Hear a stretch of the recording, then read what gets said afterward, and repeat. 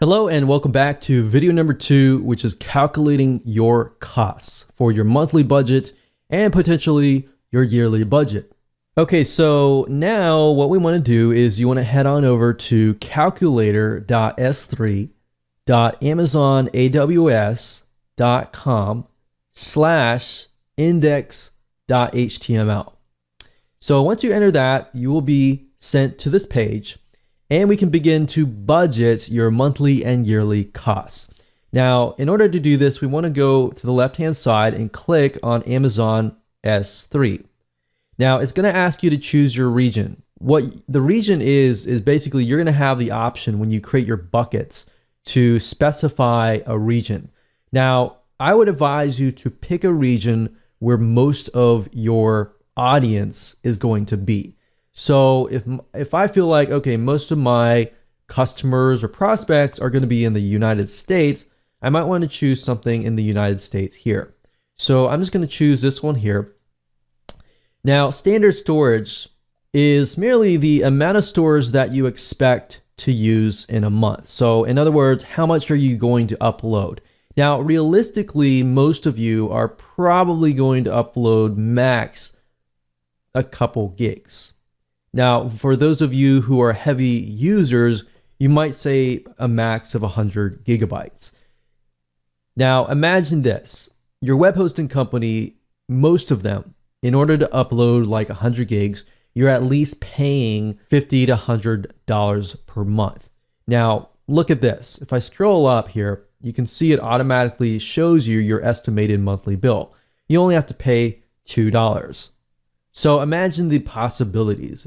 Now let's talk about bandwidth, which is basically if you upload 100 gigabytes of video files, audio files, really large files, and people are actually watching these videos, listening to these audio files. Basically, if you have a file or a video file that's, let's say, for example, 20 megabytes. If it's 20 megabytes, then you send, let's say, 100 visitors who those 100 people watch that one video, then it's 100 times 20, which is 2,000, which is 2,000 megabytes, which is basically 2 gigs. So in this case, I just want to show you this.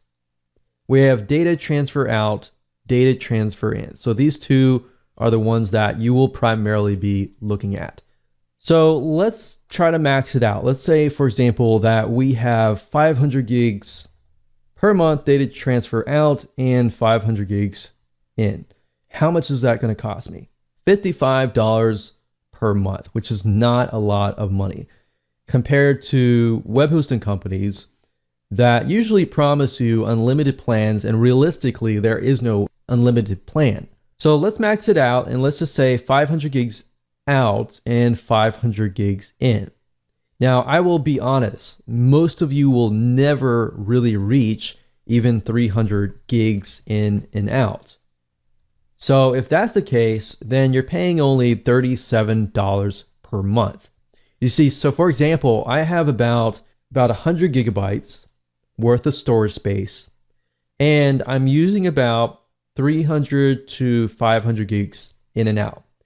And this considerably is, I got thousands and thousands of people coming to the site watching videos at all times. So unless you're at that point, you're not even going to have to pay anywhere close to $27. So I would say the majority of you, if you're just getting started, or even if you are a heavy user and you do have thousands of people visiting your site, you're more likely to be about in the range of 150. So even that case, you have a $14 monthly bill. So $14 monthly bill, that times 12, we'll just do 15. It's about $180. So that is a lot better, and considerably, it's a lot faster compared to web hosting companies. And we've tested this over the years and found that Amazon S3 is just saves you a lot of money and headache in the long term. So this allows you to have a basic web hosting account where you can put your website on it, but then put all the heavy files like the images and the videos and the audio files and the big files on Amazon S3. So now that you know how to budget, let's move on to the next video.